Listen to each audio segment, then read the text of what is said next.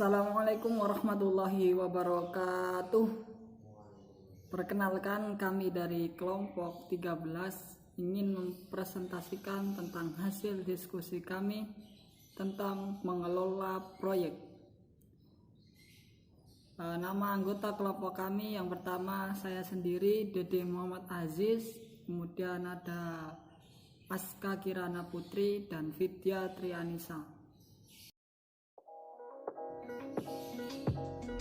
Pertama, saya akan menyampaikan tentang pentingnya manajemen proyek.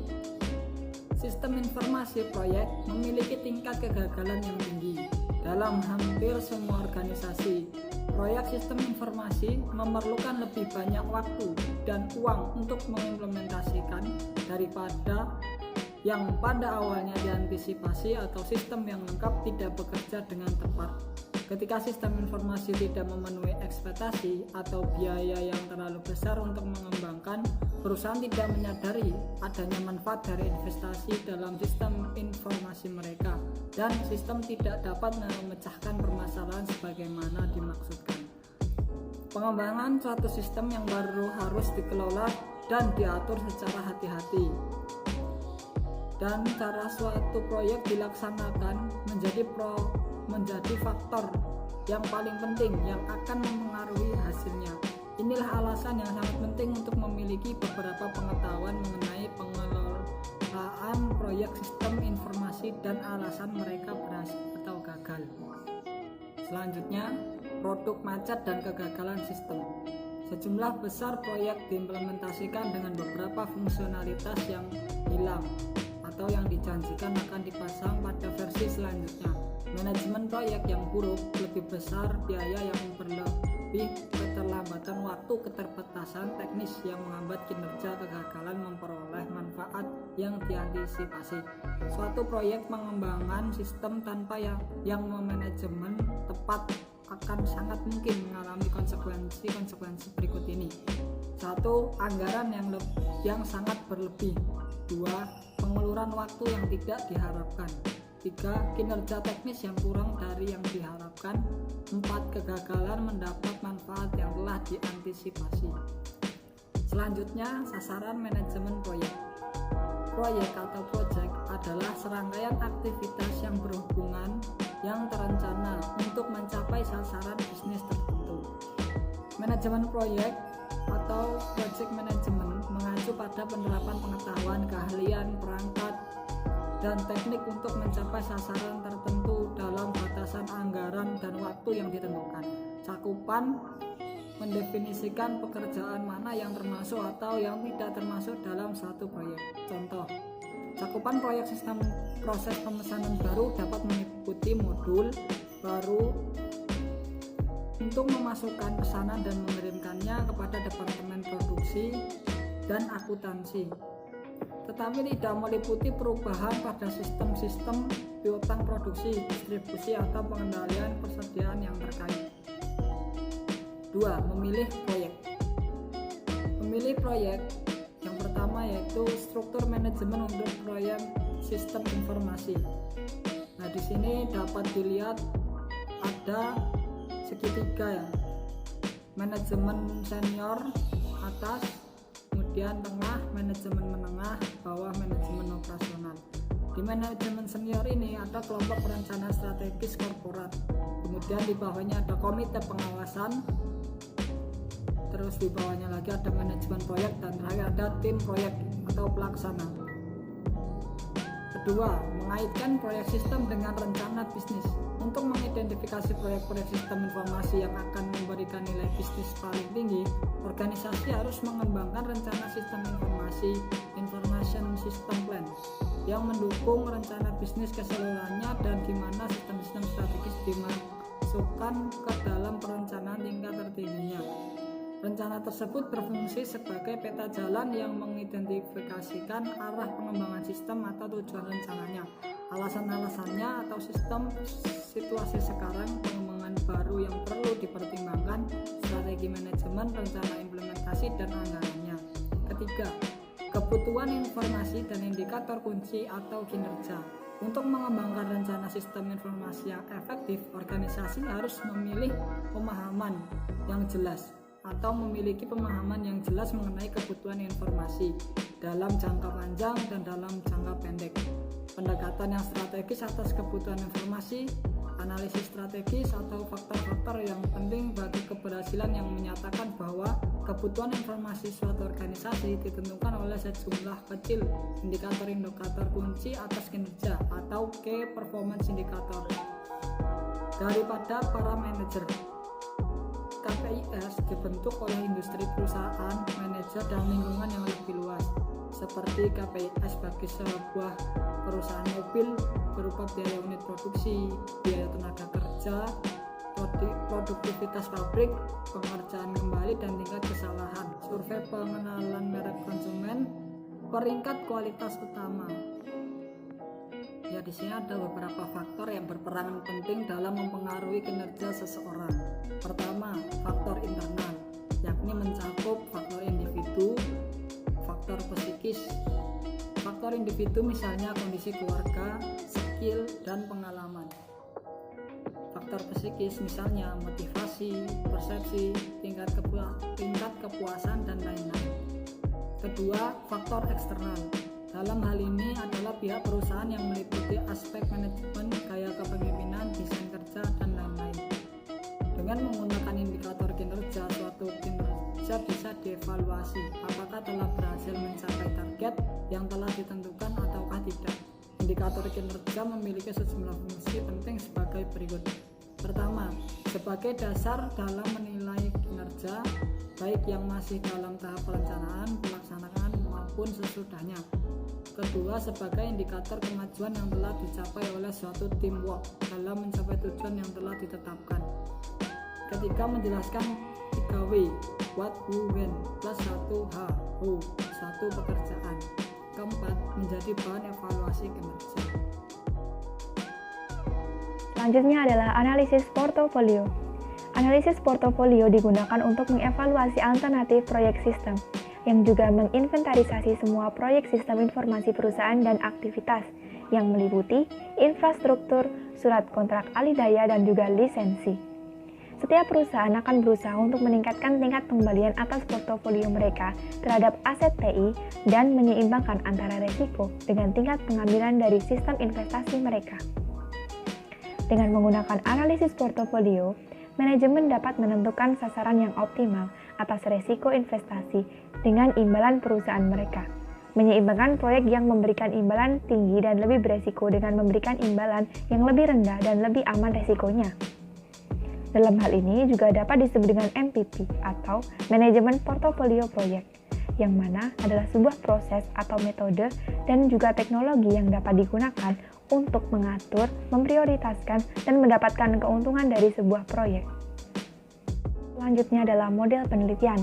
Model penelitian yang juga biasa disebut dengan scoring model ini memiliki manfaat, yaitu untuk memilih proyek-proyek dengan banyak kriteria yang harus dipertimbangkan. Dari hal ini memberikan bobot untuk fitur-fitur tertentu dari suatu sistem, kemudian menghitung total tertimbang. Seiring dengan semua teknik atau sasaran, terdapat banyak pertimbangan kualitatif yang melibatkan ke dalam menggunakan model penelitian. Model ini membutuhkan para ahli untuk memahami permasalahan teknologi. Tepat untuk menggulir melalui model penelitian selama beberapa kali, mengubah kriteria dan bobot untuk melihat seberapa peka hasil terhadap perubahan yang mungkin dalam kriteria. Model penilaian digunakan untuk mengonfirmasi, mereasionalisasikan, dan mendukung keputusan, serta bukan sebagai para penengah yang terakhir dalam pemilihan sistem. C. Menetapkan nilai bisnis dalam sistem informasi. Biaya dan manfaat sistem informasi manajemen. Tangible benefit atau manfaat berwujud dapat diukur dan diberikan nilai uang intangible benefit atau manfaat tak berwujud seperti layanan konsumen yang lebih efisien atau pengambilan keputusan yang lebih baik.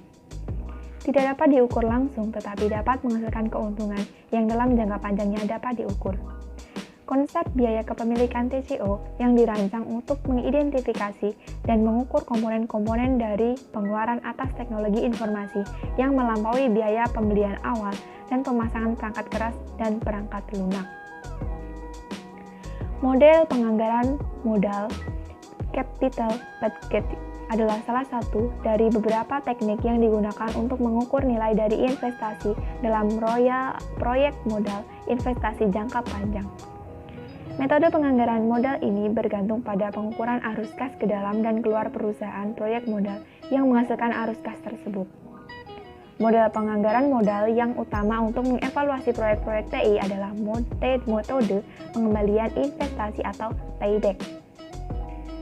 Tingkat pengembalian atas investasi dalam akuntansi atau Return of Investment ROI, nilai neto sekarang, dan tingkat bunga pengembalian internal atau Internal Rate of Return IRR. Kemudian yang kedua adalah model dan penetapan harga opsi nyata. Real Options Pricing Models (ROPM) adalah menggunakan sistem konsep dari penilaian opsi yang dipinjam dari industri keuangan. Pada dasarnya, opsi adalah hak, bukan kewajiban untuk melakukan tindakan di masa depan. Opsi call misalnya adalah sebuah opsi di mana keuangan seseorang membeli hak, tetapi bukan kewajiban untuk membeli aset atau saham pada harga tertentu atau strike price pada sebelum tanggal tertentu. ROPM menilai proyek-proyek sistem informasi mirip dengan opsi saham di mana pengeluaran awal pada teknologi menciptakan hak, tetapi bukan kewajiban, untuk memperoleh keuntungan yang terkait dengan pengembangan dan pelaksanaan teknologi tersebut di masa depan selama manajemen bebas membatalkan, menunda, mengulangi, atau memperluas proyek tersebut. ROPM memberikan fleksibilitas kepada manajer untuk menentukan tahapan-tahapan pada investasi TI atau mengujinya terlebih dahulu dengan proyek percontohan atau prototipe kecil untuk mendapatkan pengetahuan lebih mengenai resiko proyek sebelum berinvestasi dalam implementasinya secara keseluruhan. Kekurangan paling mendasar pada mode ini adalah dalam memperkirakan semua variabel kunci yang mempengaruhi nilai opsi, termasuk arus kas yang diperkirakan dari aset dan perubahan-perubahan biaya dalam implementasi. Model-model untuk menentukan nilai opsi dari platform teknologi informasi sedang dikembangkan. Yang ketiga adalah keterbatasan dari model finansial. Teknis dari sistem informasi cenderung mengabaikan dimensi sosial dan organisasi dari sistem informasi yang dapat mengaruhi biaya dan manfaat yang sebenarnya dari sebuah investasi. Mengelola risiko proyek. Dimensi risiko proyek. Yang pertama, ukuran proyek. Proyek yang semakin besar ini ditandai dengan adanya jumlah uang yang telah dikeluarkan, besaran dari implementasi staf, waktu yang telah ditujukan untuk implementasi, dan jumlah unit suatu organisasi yang dipengaruhi akan semakin besar akibatnya. Suatu proyek yang memiliki ukuran skala besar mempunyai tingkat kegagalan sekitar 50% sampai 70% dari proyek lainnya. Proyek tersebut lebih rumit dan sulit untuk dikendalikan. Struktur proyek. Ada beberapa proyek tidak lebih terstruktur daripada proyek-proyek lainnya. Proyek yang terstruktur tersebut lebih jelas dan lebih mudah sehingga proses output dan proses dapat ditentukan dengan mudah. Pada proses proyek yang memiliki struktur itu mempunyai tingkat resiko yang lebih rendah daripada yang tidak terstruktur. Pengalaman dengan teknologi. Suatu proyek memiliki tingkat risiko dan risiko tersebut dapat lebih meningkat apabila tim proyek dan staf sistem informasi kekurangan ahli teknik yang dibutuhkan. Manajemen perubahan dan konsep implementasi.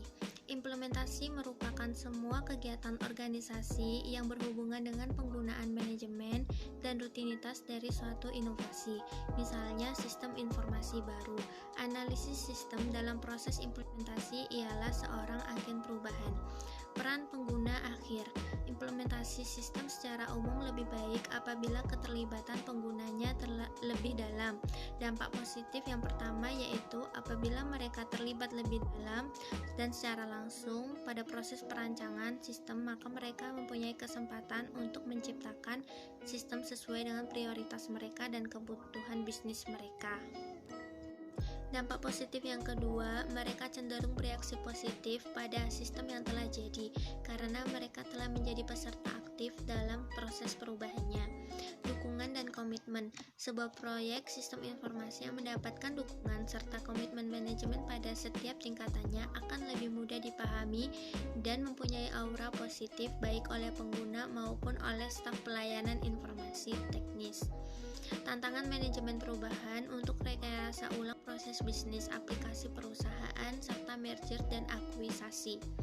Kebanyakan aplikasi perusahaan dan proyek rekayasa ulang disepelekan dalam implementasi yang buruk dan praktik manajemen perubahan yang gagal menjawab perhatian karyawan terkait dengan perubahan.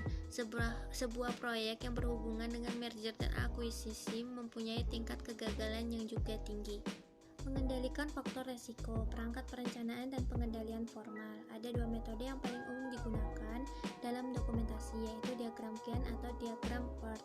Diagram Gantt menunjukkan kapan aktivitas proyek akan dimulai dan berakhir. Diagram ini tidak menjelaskan ketergantungan tugasnya, bagaimana satu tugas akan terpengaruh apabila tugas lainnya terlambat untuk diselesaikan. Maka dari itu, diagram PERT digunakan. Diagram PERT menjelaskan proyek sebagai diagram jaringan yang terdiri atas nokta-nokta yang diberi nomor untuk mempresentasikan tugas proyek, meningkatkan keterlibatan pengguna, dan mengatasi penolakan dalam pengguna. Sebuah proyek yang mempunyai struktur kecil dan memiliki banyak kebutuhan yang tidak terselesaikan dapat melibatkan pengguna secara penuh dalam semua tahapannya. Para pengguna harus didorong untuk mendukung salah satu dari banyaknya pilihan rancangan yang mungkin dan untuk mempertahankan komitmennya pada suatu rancangan. Merancang untuk organisasi perusahaan. Meningkatkan kinerja perusahaan merupakan tujuan dari sistem baru. Maka dari itu, proyek sistem informasi harus secara eksplisit menyebutkan apa saja perubahan dalam organisasi yang akan terjadi ketika sistem baru tersebut terpasang, termasuk pemasangan internet, extranet, dan aplikasi web. Alat bantu perangkat lunak manajemen. Microsoft Office 2010 adalah aplikasi perangkat lunak manajemen proyek yang paling banyak digunakan untuk saat ini. Perangkat lunak manajemen proyek membantu organisasi untuk menelusuri proyek individual, sumber daya yang dialokasikan kepada mereka, dan biaya mereka